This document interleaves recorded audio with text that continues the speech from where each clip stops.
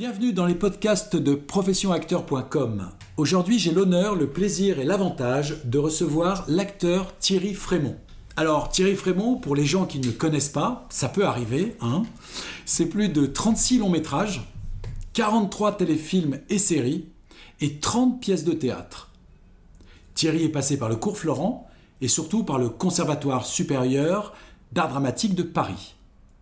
Notre acteur a chez lui une étagère avec une quantité impressionnante de prix d'interprétation, dont, pour moi, les plus prestigieux sont 2 Molières, un César, et écoutez bien, il est le seul acteur français à avoir obtenu un Emmy Award, qui est un prix généralement réservé pour les acteurs et les actrices américains. Bonjour Thierry. Bonjour. Ça va bien aujourd'hui? Après cette introduction flamboyante, oui, je vais bien, tout va bien. Il fait beau. Il fait beau, en effet. Merci en tout cas de te prêter au jeu du podcast de Profession Acteur. Mais c'est la moindre des choses. Si on peut aider à guider des personnes pour faire leurs premiers pas ou des pas plus avancés dans le métier, Exactement. On est là. Exactement. Alors, je disais tout à l'heure dans la formation, tu avais commencé par le Cours Florent et ensuite tu étais passé au conservatoire. Comment t'es venu l'envie et comment s'est fait le lien et comment t'es-tu retrouvé au Cours Florent pour ensuite passer au Cons? Si tu veux, j'étais déjà dans un autre... Moi, je venais de ma banlieue lointaine, qui est la Seine-et-Marne, parce que j'étais très loin de Paris en Seine-et-Marne.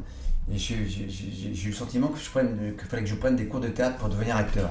Et j'avais la mère d'un copain qui était actrice quand elle était jeune, qui m'avait donné l'adresse du cours qu'elle avait connu quand elle était jeune actrice, qui était le cours Simon. Donc je suis d'abord passé par le cours Simon pendant quelques mois, avec une professeure qui s'appelle Chantal Brière. Et puis là-bas, au cours Simon, j'ai rencontré un copain qui s'appelle Maurice Lamy, qui est comédien. Et avec Maurice, on est devenus très potes. Et puis, d'ailleurs, ma première scène, c'était avec lui. C'était une scène des souris et des hommes de John Steinbeck.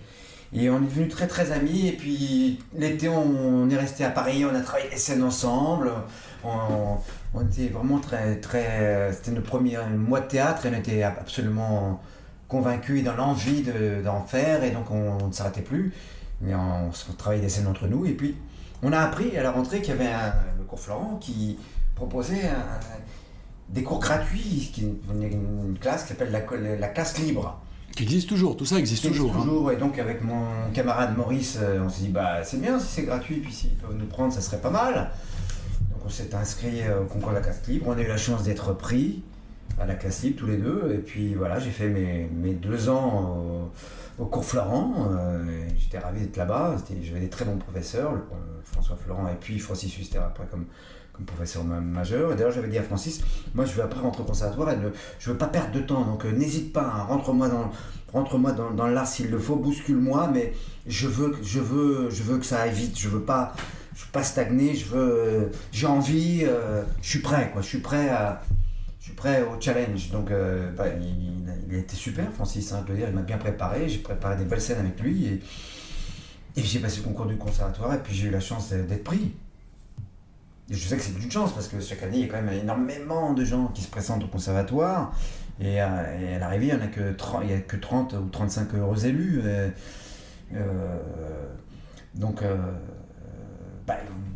C'est le talent aussi.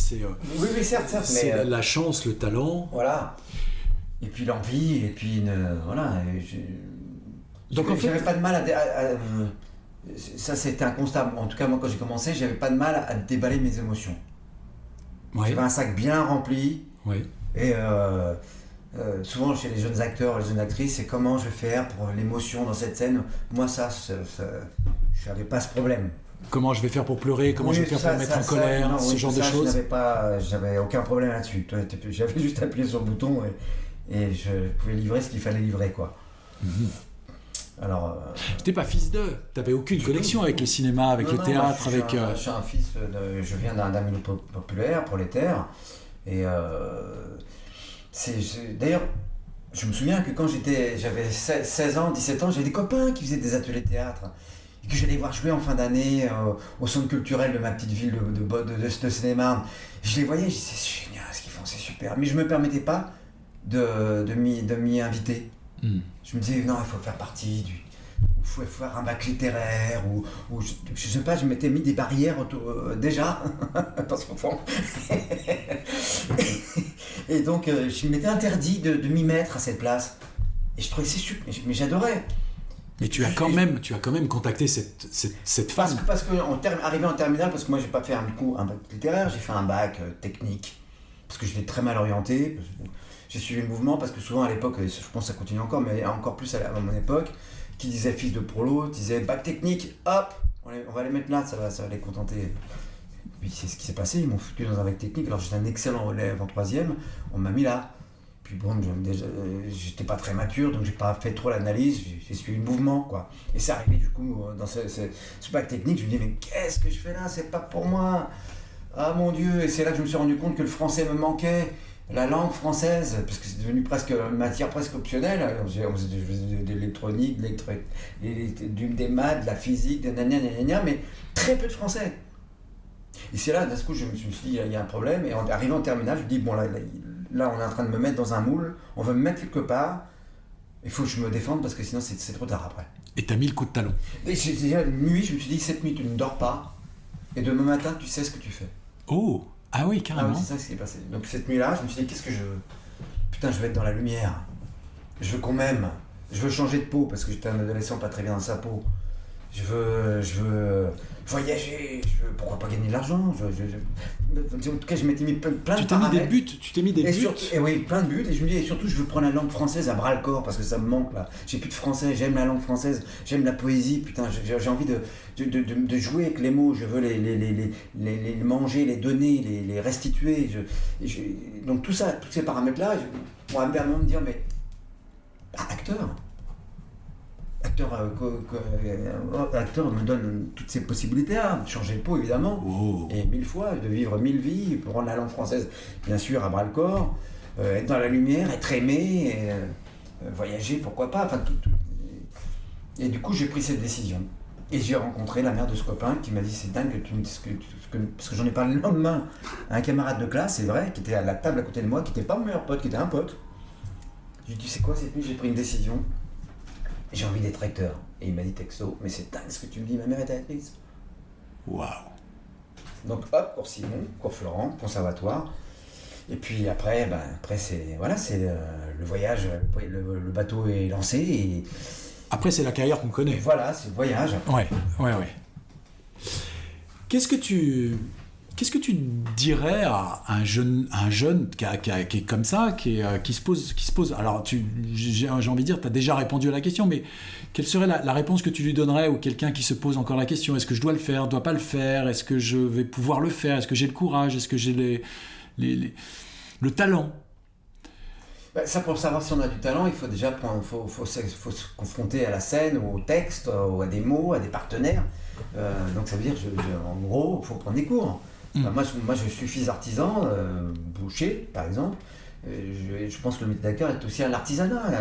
Un artisan, il apprend son métier. On ne vient pas comme ça, du jour au lendemain, l'artisan pour être. Non, on prend des cours. Alors bien sûr, il y a eu des tendances dans le cinéma depuis quelques générations, quelques dizaines d'années, je veux dire, de prendre le type qui correspond dans la rue. Oui, d'accord, mais pour un qui correspond, qui va être un bon acteur, combien de très mauvais qui seront juste utilisés pour ce qu'ils sont, et puis oui, puis c'est pas dit qui ne sont pas des acteurs. C'est pas dit que ce type ou cette nana repérée dans la rue, pour interpréter un personnage dans un film, un one-shot, et puis après on oublie totalement. C'est ça. Donc moi, si on veut être un acteur, c'est appréhender ça comme un métier, leur faire sa vie, et puis jouer plein de rôles différents. Il faut scoltiner des textes, il faut scoltiner des personnages, il faut polir le talent, si tant est qu'on en ait un, dans un cours. Le cours, il est là pour ça, il n'est pas là pour vous donner le talent. Vous l'avez ou vous ne l'avez pas, ça je pense. Par contre, c'est un don du ciel ou de je ne sais qui, mais en tout cas, on a un talent ou on ne l'a pas. Et après, il faut polir l'objet, par contre. Et donc les cours sont là pour ça. Et après, la question de savoir est-ce que j'y vais, je vais pas, il faut par contre, je pense qu'il faut avoir cette forme d'inconscience. C'est pour ça que je pense que plus on est jeune, plus c'est peut-être facile de commencer. Il faut être assez inconscient pour se lancer dans un métier artistique, surtout dans la société dans laquelle on vit, où où c'est difficile, etc. Il faut être inconscient parce qu'il y a beaucoup d'appelés, très peu d'élus. C'est un métier qui est difficile, on n'est jamais sûr de rien, quel que soit où qu'on en soit dans sa carrière. C'est intéressant ce que tu dis, parce que c'est un métier qui est difficile, on n'est jamais sûr de rien, où qu'on soit dans sa carrière. Alors là, je suis quand même en train de parler à quelqu'un qui est quand même avec qui on ne peut pas sortir dans la rue, on ne peut pas être tranquille à un restaurant. Mais c'est vrai, il y a voir les regards que...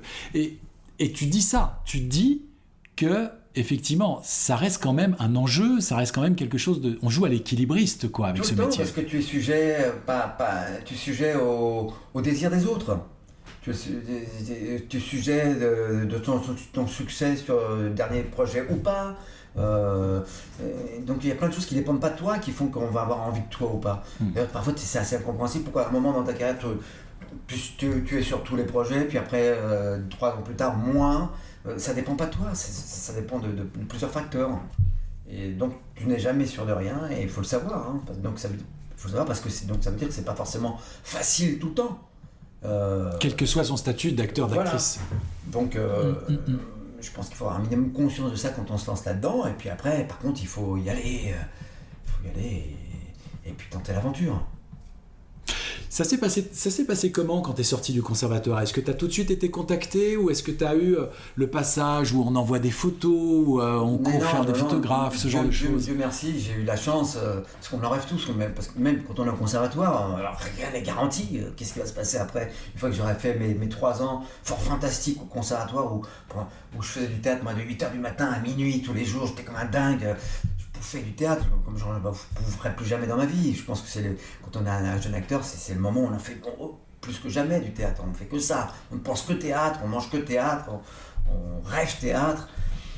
Après, par contre, qu'est-ce qui va se passer ?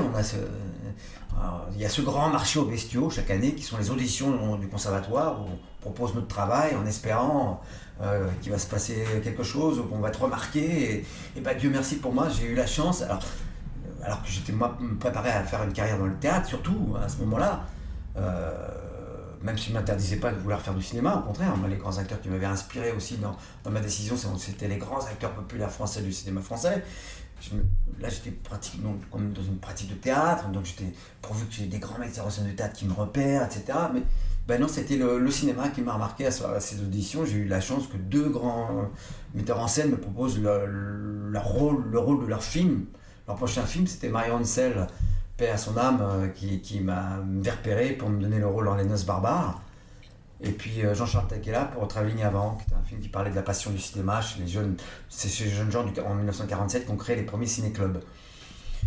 Donc ça a été le rêve, quoi. L'audition du conservatoire, cling, clac, clic, rencontre, clic, pac, 2 films qui se calent. Et l'année qui suit, j'ai la chance de tourner ces 2 films. Que tu n'avais jamais mis les pieds sur un plateau de tournage à l'époque ? J'avais fait des pubs, parce que j'avais une bonne tête de requin, j'étais un bon client pour la pub, j'étais un requin avec des taches de rousseur, donc j'étais un bon client. Tu avais fait des pubs, j'ai fait des Thierry Frémont a fait de la pub. Ouais, pour payer ma vie, mon appartement, mes premiers cachets d'acteurs sont des cachets de pub. Ah waouh, ouais. D'accord. Ouais, j'étais un bon roukmout, des services. Tu te souviens un produit que tu as vendu en pub ? Ouais, j'ai eu une pub réalisée par Étienne Châtillaise d'ailleurs, qui était une pub Findus. Findus, d'accord. Findus. Il rentre enfin à la maison. Findus. Ça, il y avait une pub pour la laine, pas la laine de la bouche, la laine qu'ont les moutons sur le dos, vous voyez, qui s'appelait Tricoter main, tricoter cœur. Et une 3e pub, c'est pour une banque. Alors, te dire si c'était la Société Générale ou le Crédit Lyonnais ou je ne sais plus très bien, mais c'était une banque. Ok. Donc j'ai fait 3 pubs, assez coup sur coup, donc c'était très sympa. Ouais. Par contre, dès que je suis rentré au conservatoire, j'ai... Ah, c'était entre Florent et le conservatoire. Voilà, c'était entre les cours Florent et le conservatoire. Oui, d'accord. Et par contre, dès que j'ai commencé le conservatoire, j'ai dit stop, j'en fais plus. Ok. Parce que ça peut être parfois dangereux pour un jeune acteur, d'être trop labellisé sur un produit, par exemple. Donc là, j'ai voulu mettre un frein là-dessus. Oui, c'était un choix personnel. Personne t'avait... Mais donc je connaissais le travail avec la caméra. Oui. J'ai un plateau de cinéma, un plateau de tournage, je connaissais. Et puis surtout, avant de faire ces 2 films, j'ai fait un très beau téléfilm de Caroline Huppert qui s'appelait La Chambre d'amis, qui était tiré d'un livre de Yves Dangerfield, et qui était lui-même au conservatoire en tant qu'acteur. Et j'ai eu la chance d'avoir ce beau rôle dans ce téléfilm. Donc, l'année qui précédait ces deux longs métrages. Donc je connaissais, le plateau de cinéma n'était pas un étranger, même si on avait pendant 3 ans fait que du théâtre, et même avant, même en cours Florent, j'ai fait du théâtre, mais même aussi au conservatoire, il y avait une pratique face à la caméra. Les cours étaient d'ailleurs donnés par Francis Giraud, si je me souviens. Oui, c'était Francis Giraud qui donnait les cours. On travaillait des scènes de cinéma, et, en fonction de la caméra, des objectifs, prendre conscience de l'impact qu'on peut avoir en fonction des objectifs, qui n'est pas le même. Les objectifs, c'est-à-dire les focales de la caméra. Voilà. Est-ce qu'on est en gros plan, en plan large, en plan serré moyen, parce que c'est que non, quand on est en plan très serré, un acteur doit en faire un moins, parce qu'on lit tout. La caméra est une voleuse fantastique, elle vient tout vous prendre. Il n'y a pas besoin d'en faire beaucoup pour qu'on lise votre âme. Alors que sur un plan plus large, il faut parfois, pas théâtraliser, mais être un peu plus ample.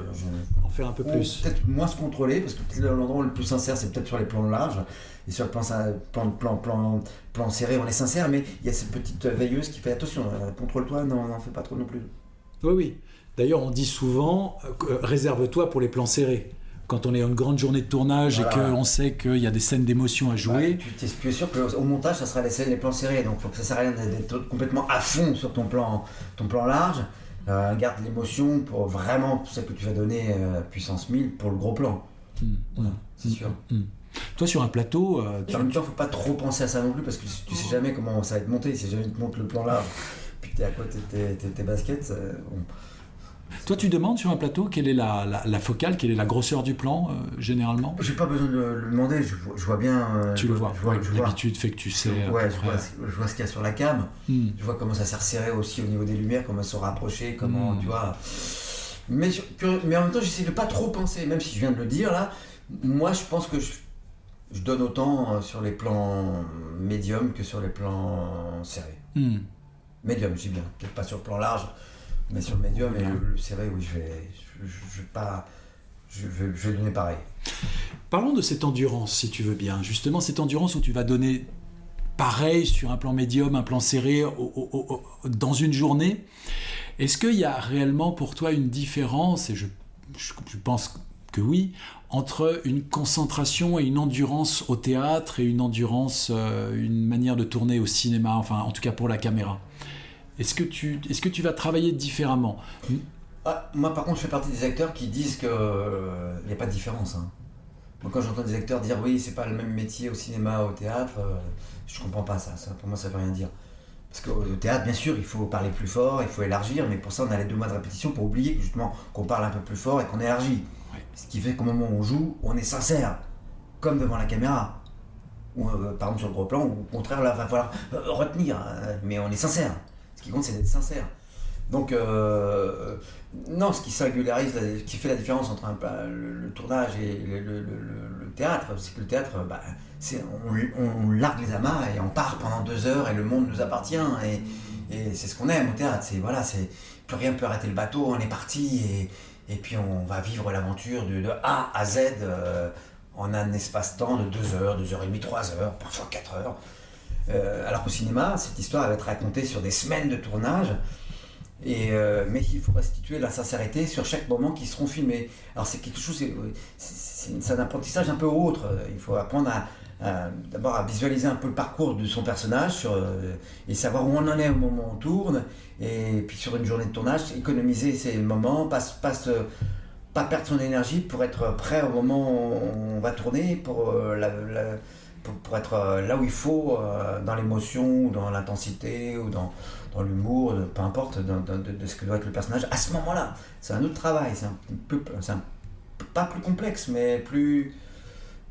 Je sais pas comment le définir par un adjectif. Mais je pense qu'on comprend bien. Et alors justement, Thierry Frémont, est-ce qu'il a des trucs, des astuces pour garder ce personnage quand on a 6 ou 8 semaines de tournage et qu'on tient un premier rôle ? Moi, je suis pas... Alors bon, je suis pas très français dans ma façon de dire. Non, mais souvent les Français sur les tournages, ils aiment bien se socialiser à fond, ça tchatche, ça fait ça oui, ça déconne. Copine, ça machin, ça blague, tout ça. Moi, je suis pas dans ce là en fait. qui m'a valu parfois peut-être une réputation de gronchon ou je ne sais pas, mais moi je suis dans ma bulle et je décroche pas, quoi. Si je peux me mettre dans un coin et je vais dans mon coin, je perds pas trop mon énergie sur le plateau à vouloir être sympa. C'est pas. Oui, c'est pas enfin en tout cas à te disperser. Ouais, voilà. Alors, je pense être sympathique, mais j'espère que je confirme, oui. Mais voilà, je garde mon énergie, quoi. Quand tu arrives sur le plateau à 7 je sais que c'est heures. trop précieux que le moment où il faut y être, Si les gens croient, les gens ne vont pas vous attendre, par exemple, sur une scène importante, une scène forte, une scène d'émotion, peu importe. Bien sûr, on va laisser l'acteur se concentrer, mais on ne va pas laisser se concentrer pendant 3 heures. Il faut être efficace assez vite. Donc, pour ça, quand on sait qu'on a une scène à donner avec une telle... il faut bien la visualiser, il faut être prêt, et au moment où c'est le moment de la tournée, faut mettre peu de temps à se mettre en place et à être dedans, quoi. Et pour ça, moi, j'ai besoin justement de rester dans une bulle, de la driver, mon émotion, la tenir avec les rênes pas loin, pour qu'au moment où c'est le moment de tourner, hop, je ramène tout et je les drive et je les lâche les chevaux. Mais si je les laissais comme ça gambader dans la prairie avant la prise, puis les ramener, courir après, c'est pas possible pour moi. Peut-être qu'il y en a qui sont capables de le faire, je dis pas. Il y en a. J'ai vu Depardieu, j'ai eu la chance de tourner avec Gérard Depardieu. Lui jusqu'à la dernière seconde, il est encore en train de faire brouter, caca, putain, et tout, hop, et il pleure. Waouh. Il se retourne et il donne l'émotion, ou s'il pleure pas, en tout cas, il va te donner juste ce qu'il fallait donner. C'est autre chose. Chacun sa méthode, j'ai envie de dire. Et cette méthode, il n'y a pas de méthode. En fait, il n'y a pas de méthode, mais cette méthode se trouve au fur et à mesure de la manière. Mais chacun brosse sa méthode d'ailleurs. Mais même quand on. Donc, moi, j'ai fait conservatoire, puis après, j'ai aussi travaillé la méthode de l'acteur studio, qui est elle-même inspirée du travail de Stanislavski. La méthode, quand tu travailles, tu te rends compte qu'on te met à service plein d'exercices qui vont t'aider à libérer ceci, cela, à te remettre à tel endroit ou à tel endroit dans ta tête ou dans l'émotion, dans la construction du personnage. Et tu te rends compte qu'il y a des exercices qui vont résonner chez toi, puis d'autres tu dis non, celui-là il me demande de faire un effort intellectuel. Alors je pense que quand il faut faire un effort intellectuel pour un acteur, il ne faut pas le garder. Ah, faut pas garder. C'est pas un intello, un acteur. Non, un acteur, il réfléchit avant, oui, sur son personnage, etc. Mais au moment où il joue, il donne. C'est plus le moment de réfléchir, c'est trop tard. Un acteur qui réfléchit, c'est pas un bon acteur. Enfin, je crois pas. Donc, les exercices, quand on construit sa méthode, les exercices que tu te rends compte que quand tu es en train de les pratiquer pour faire la scène, t'amènent à intellectualiser ou à réfléchir, il faut pas les garder. Donc tu gardes que l'exercice qui résonne immédiatement, que tu comprends tout de suite en fait, qui résonne dans ton corps. Et donc tu construis, tu collectes donc les bons exercices et tu construis ta méthode parmi ces exercices de la méthode. Donc il n'y a pas de méthode, il y a 1000 méthodes, il y a la méthode de chaque acteur. J'ai compris, magnifique. Magnifique. Comment un acteur comme toi gère la gestion de l'attente des rôles, des personnages Comment tu... L'attente, chacun la gère comme il peut. Moi, je pensais justement que plus ça allait aller, plus je serais habitué. Tu veux dire entre les personnages, entre les contrats, oui. Que plus ce moment d'attente qui font partie du métier, faut le savoir, qui sont parfois difficiles à aborder, je pensais que je m'y habituerais, que ça serait de plus en plus facile. En fait, c'est de pire en pire. Le temps passant, je me rends compte que je le gère de moins en moins bien. C'est de plus en plus difficile d'attendre, de dire mais pourquoi on se met à se poser des questions qui ne sont pas les bonnes parfois, pour avoir des remises en question, on se dit mais c'est peut-être pourquoi en ce moment ça se passe pas comme je voudrais. Bon, il y a des remises en question qui ont lieu, mais parfois on tire des bilans qui ne sont pas forcément les bons. Donc j'ai envie de dire comment on l'aborde, ça dépend aussi de où vous en êtes dans votre vie privée. Je pense qu'il y a plein de facteurs qui font qu'on gère plus ou moins ces moments d'attente.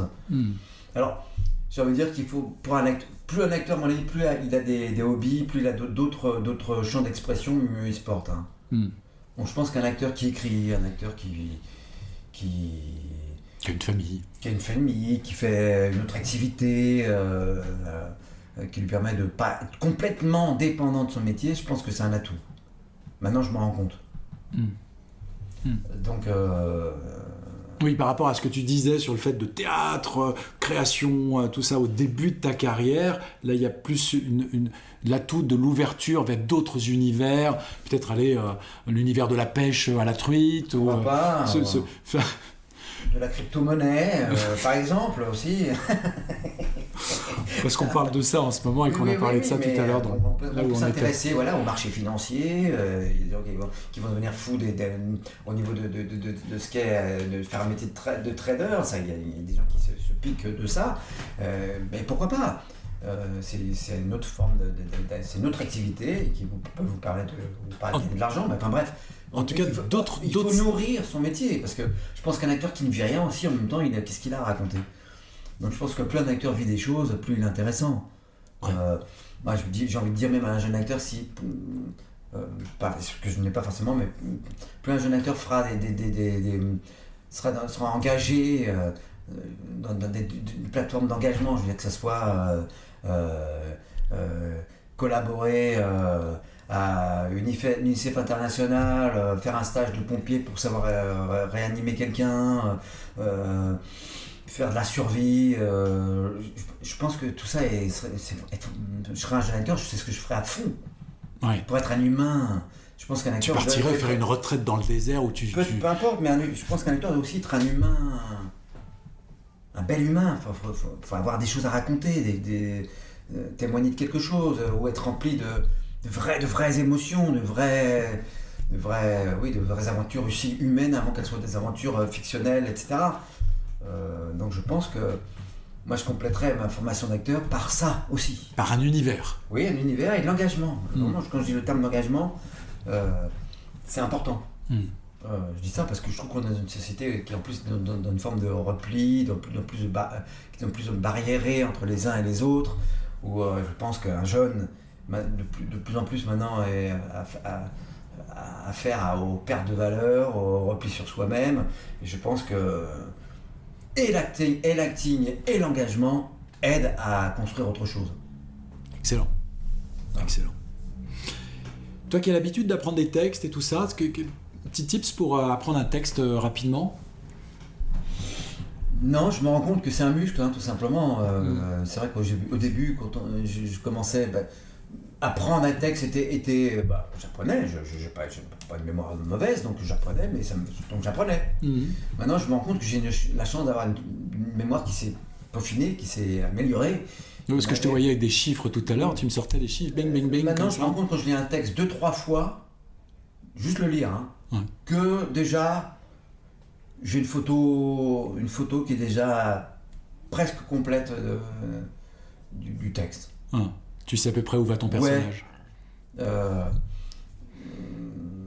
Alors après, j'apprends bien sûr quand même. Il y a des moments quand il y a des tirades ou des pavés, je suis bien obligé de les appréhender. Puis surtout, je veux rester moi aussi près de ce qu'a voulu dire l'auteur. Je ne vais pas me permettre de trop déformer la langue de l'auteur. Donc je l'apprends avec les mots de l'auteur. Mais je me rends compte que c'est facile, c'est de plus en plus facile. Non, je rebondis là-dessus parce que là, tu me disais, c'est pour rejoindre aussi comment j'apprends mon texte. Oui. C'est pas seulement que les mots. C'est pas que apprendre des mots par cœur. Moi, j'apprends quand je sais. En fait, j'ai appris quand j'ai compris ce que je voulais dire. Pourquoi je le disais? Pourquoi ça dépendait de la réplique d'avant? Qu'est-ce qui influe dans la réplique du personnage de l'autre? Qu'est-ce qui fait pourquoi je réponds ça? Quand j'ai compris ce qui fait pourquoi je réponds ça, je sais le texte. Ce qui veut dire que je le sais avec les mots de l'auteur. Mais si jamais j'ai un trou de texte, je saurais rebondir parce que je sais de quoi ça parle et sur quoi je dois répondre. Ce qui fait que je n'ai pas la peur du trou de texte. Que peuvent avoir des acteurs, que j'avais moi-même au début, parfois. Maintenant, je sais que j'ai pas peur. Parce que je sais, oui, j'ai le trou de texte, j'ai plus la phrase de l'auteur.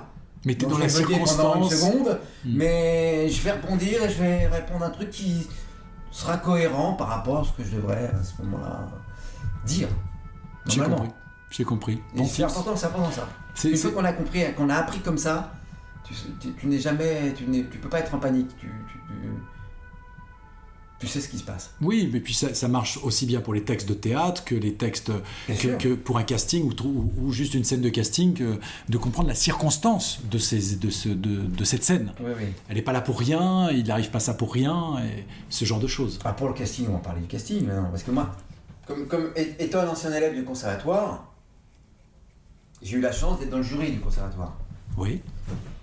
C'est pour assurer les jeunes gens qui passent des castings, ou même pas que les jeunes gens, ou les acteurs même parfois plus confirmés. Ah bah écoute, monte On sur vous scène. demande de préparer une scène de 3 minutes. Oui, c'est bien. Oui. Mais en fait, ça sert à rien. C'est-à-dire Parce que normalement, au bout de 15 secondes, les gens savent si c'est toi ou pas toi. Ouais. Que ce soit à l'image ou que ce soit au théâtre, en 15 secondes. En 15 secondes, c'est si on a envie ou pas que ce soit lui ou pas. Mm. Je veux dire, là, en conservatoire, chaque année, les gens ils doivent préparer une scène classique, plus une scène moderne, plus un parcours, alors un acteur va faire une scène, par exemple, une scène classique, et puis il va avoir son trou de texte au bout d'une minute et demie, c'est pas grave. On sait déjà, au bout de 30 secondes, si... Ah ouais, il est bien. Et après, il peut raconter. Il est original, il est singulier. Ou elle est originale, elle est singulière, elle est... Après, il peut raconter une recette de cuisine. Il peut avoir 12 trous de texte, c'est pas grave. T'es bien, t'es super, je t'aime. Tu vois. Donc, faut pas... c'est aussi une façon de se dire de pas trop se mettre par terre en tête. Après, vous êtes le personnage ou pas que les gens attendent. Et ça, vous n'y pouvez rien. Ça vous échappe. Ça vous échappe. Alors, bien sûr, faut bien faire les choses, mais après... oui, ça... Je rejette ça parce que ça m'avait tellement marqué quand j'étais dans ce jury de me dire, au bout de 20 secondes, tu sais si tu veux voter pour cette personne ou pas. Mais c'est ce que je dis sur les castings de films aussi, c'est souvent la présentation qui va faire, ou même l'entrée dans la salle qui va faire que on sait que la personne sera le personnage ou pas, et on peut la mettre en tête de liste ou pas. Alors peut-être qu'il parfois il faut être malin par contre sur ta présentation, je veux dire par là. Moi quand j'ai passé mon concours de conservatoire, je faisais une scène, c'était assez audacieux, je suis rentré en faisant le meneur de la revue dans un cabaret. D'accord. Welcome, bienvenue, welcome. Le mec est quand même assez diabolique, qui est un personnage pervers, c'est ça que ça doit raconter. Il est complètement glissant, dérapant, ambigu, transgenre, tout ce qu'on veut, ce personnage. Et comme c'était ça que j'allais faire, je suis arrivé sans aller regarder dans les yeux, en exagérant ma timidité. Oui. Bonjour. Qu'est-ce que vous voulez faire? J'ai envie de faire un cabaret, je sais pas si je crois. Oui, alors allez-y, cabaret. J'ai envoyé la musique et je me suis retourné. Welcome, bien. Je savais déjà, en me retournant. Ça les a fauchés. Boum, je les ai harponnés. Ouais. Je veux dire par là, il faut aussi, peut-être dans sa présentation, parfois, tricher pour marquer. Pour marquer pour marquer le coup. Les spectateurs. Oui. Téléspectateurs ou qui que ce soit, le directeur de casting, réalisateur, metteur en scène, metteuse en scène. Trop de sincérité, tuer la sincérité, peut-être. Voilà, Good, merci en tout cas. Non. Pourquoi, selon toi, on aime autant les acteurs ou les actrices? Pourquoi ça fascine autant et pourquoi on aime autant ces... Je sais pas si on les aime autant, c'est ça la question. Ou en tout cas, pourtant, fascine, parce qu'ils fascinent. Parce que cette faculté, ça c'est ce qu'on dit à chaque fois à un acteur de théâtre, mais comment vous faites pour apprendre tout ce texte? Ouais, mais ça, les gens, ça continue à les impressionner. Oui. Je peux comprendre, d'ailleurs, comment on a un livre entier dans sa tête et qu'on est capable de le restituer. C'est vrai que c'est assez, même si je vous dis pour moi, ça représente plus tant de travail que ça, même si quand même, je peux comprendre que ça impacte les gens. Mais après, pourquoi? Parce qu'on est des vecteurs, on est des témoins de ce qu'est l'humanité. En fonction de nos personnages, déjà on a cette faculté de vivre d'être plusieurs personnages, d'être... les gens ils sont tous enfermés dans un seul personnage dans leur vie. Parfois ils aimeraient sans doute les exploser, c'est ce qui les maintient dans la seule enveloppe qu'on a bien voulu leur attribuer Et nous, on a la chance de pouvoir faire péter ça et nos névroses et tout ça. On les fait passer justement en abordant des personnages différents. On fait passer nos problèmes. Non, moi, je pense que c'est ça. On évacue aussi les problèmes en fonction des personnages qu'on aborde et on se débarrasse de scories à travers les personnages. Les gens dans la vie, ils n'ont pas ça. Et donc, je pense qu'ils admirent ça chez les acteurs. Cette possibilité d'aller explorer des zones qu'eux ne peuvent pas, on ne leur permet pas de faire. Et nous, on a cette chance d'aller explorer des endroits interdits parfois, et en plus on est payé pour découvrir des univers très différents de ce qu'est l'autre au quotidien. On a une chance formidable d'explorer. On peut explorer l'humanité dans des transversales assez larges, quoi. C'est une chance. Moi, j'ai l'impression de vivre 1000 vies, d'avoir vécu déjà pas mal de vies, plus que si j'avais vécu qu'une vie normale d'un seul mec qui s'appellerait Thierry Frémont. C'est une chance, je trouve. Après, est-ce qu'on les aime autant ? Oui, on les aime. Non, je veux dire par là, les gens qui font rêver les gens, ça a beaucoup changé en 100 ans. Je veux dire, il y a 100 ans, ou il y a 150 ans, c'était les musiciens, les grands musiciens. Il y a une centaine d'années, c'était les auteurs. Après, dans les années 30, c'était les chanteurs. Et puis après, dans les années 70, les groupes de rock'n'roll. Et puis après, il y a eu les acteurs. Et finalement, dans les années 70, je pense qu'il y a eu un grand focus sur les acteurs, grâce aussi au travail du Nouvel Hollywood, sur le travail de ces grands acteurs américains de composition qui nous saisissaient et par leur mutation fantastique. Là, je pense qu'il y a eu un gros appel du public, une admiration fantastique des gens pour les acteurs. Maintenant, c'est les footballeurs. Ou les Instagrammeurs. Les Instagrammeurs, ouais. Mais plus les footballeurs.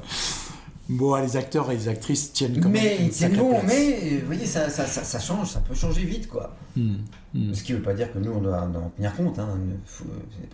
On doit surtout pas en tenir compte. On ne fait pas un métier de mode, justement. C'est, pour ceux qui voudraient faire ce métier pour être à la mode, il faut qu'ils se fassent attention, parce que ils sont en train de se tromper d'objectif ou de support.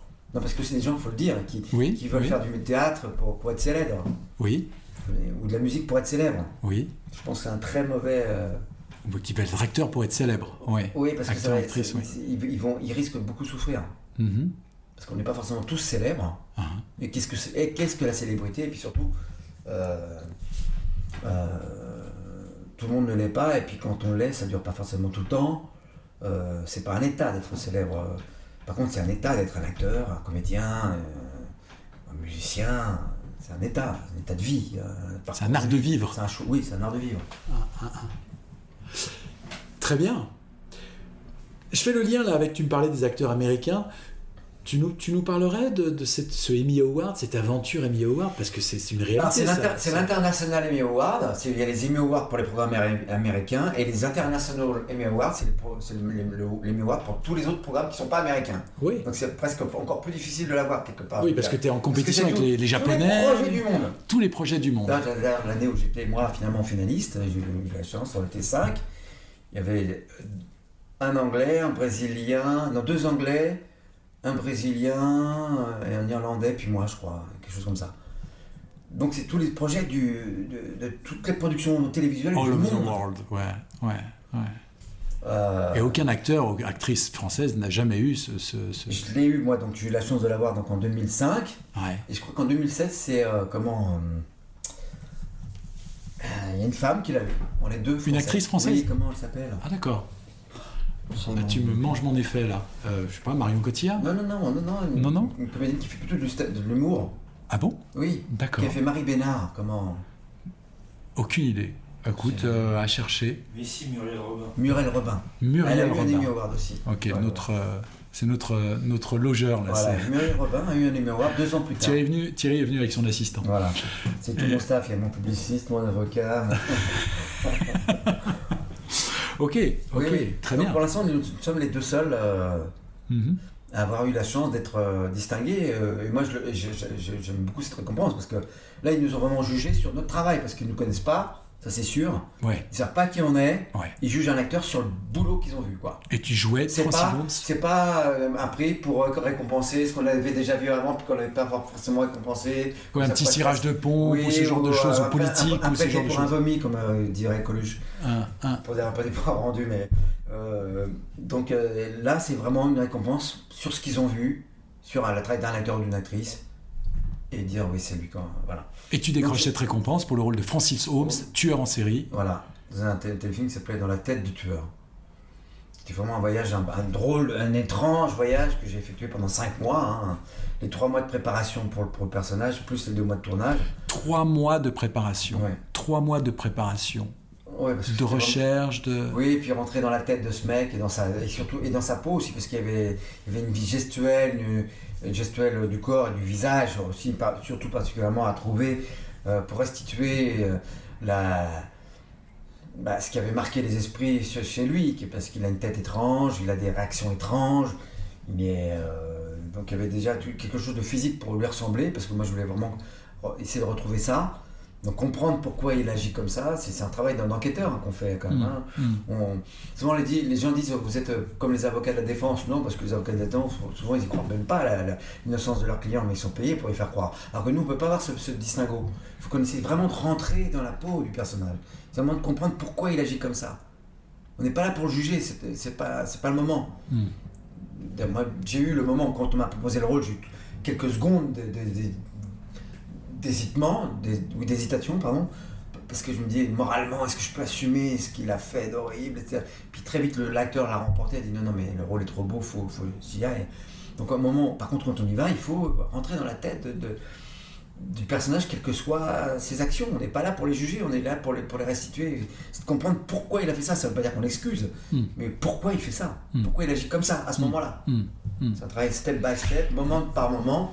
Et donc 3 mois de recherche, de lecture. De lecture, par les uns, les autres, parce que j'ai pu glaner, parce qu'on a pu me donner.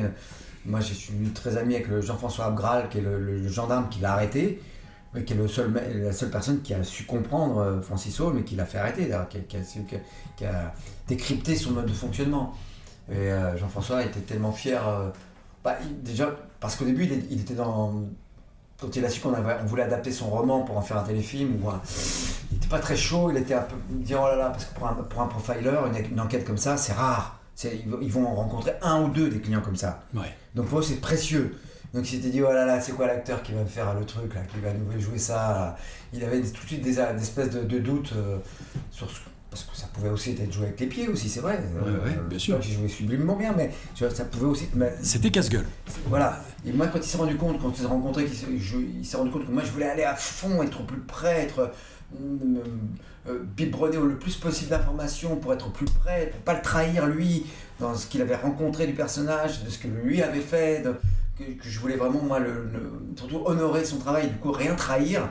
Et là, il a été très, très content et du coup, il m'a tout donné, quoi. Tout donné son temps. Moi, je travaillais les scènes devant lui. Il venait de Rennes, je l'appelais le jeudi, il arrivait le samedi, et je jouais les scènes, et il me disait là c'est Holmes, là non, là c'est pas... il le reconnaissait en toi, et il te disait là je le revois. Ouais, là non. Donc quand c'était non, pourquoi, c'est clac, décrypté. On a fait un travail step by step, moment par moment, fantastique. Et c'est grâce à lui aussi si j'en suis arrivé là, il faut le dire. Lui, il le connaissait mieux que personne. Donc d'ailleurs, grâce à lui aussi, j'ai réécrit beaucoup de répliques. Parce qu'il y a des choses qui étaient écrites dans le script, et quand tu joues, évidemment, on connaît le personnage mieux que personne, donc même mieux que presque le metteur en scène. Je disais non là, tu vois, il dit pas ça, il peut pas dire ça. Il peut pas dire ça, c'est pas ses mots. Il peut pas dire ça. Et heureusement, j'ai eu un metteur en scène qui est Claude Michel-Rome, qui avait très bien compris mon investissement et qui était plutôt content que j'aille aussi loin, et qui a complètement compris ça, qui m'avait dit vas-y. Si c'est pas ça, donc on change. On réécrit le texte évidemment pour que ce soit les mots de Francis Holmes. Donc, en tout cas, c'est pour ça que ça prend du temps. En tout cas, ça prend du temps de rentrer dans ce personnage, dans cette peau, dans cette misère, parce qu'il faut le dire. C'est un travail dans la misère, c'est un voyage dans la misère intellectuelle, la misère sociale, la misère humaine. La misère, pour ce personnage, oui. Voilà. Et qui était ce personnage ? C'était compliqué. Pas plus compliqué, mais compliqué parce que il était tellement difficile à appréhender, à capturer, qu'en sortir, je me suis dit, il faut que je retrouve de la poésie et de la légèreté. Ouais. Alors, qu'est-ce que j'ai fait? Je suis parti faire de la plongée sous-marine. Comme j'aime bien la plongée sous-marine. Un des hobbies, ouais. Je suis parti faire de la plongée sous-marine, retrouver ce non-poids de corps, ce voyage fantastique sous les eaux avec ses couleurs, ces animaux. C'était le seul moyen pour moi de retrouver la poésie, quoi. Et te nettoyer, de revenir le pied sur terre. Merci Thierry. Mais de rien. Je vois que le staff s'agite, donc je pense qu'il est l'heure. Je crois que qui avait besoin de petits bonbons, hein, c'est ça. Des bonbons à la capucine ou quoi? D'aller faire les courses pour J'ai promis que je te prenais pas trop longtemps. Merci Thierry, merci pour ces 1000 vies, Thierry Frémont. Et encore. J'ai envie de dire aux uns aux autres, bon voyage. Merci infiniment.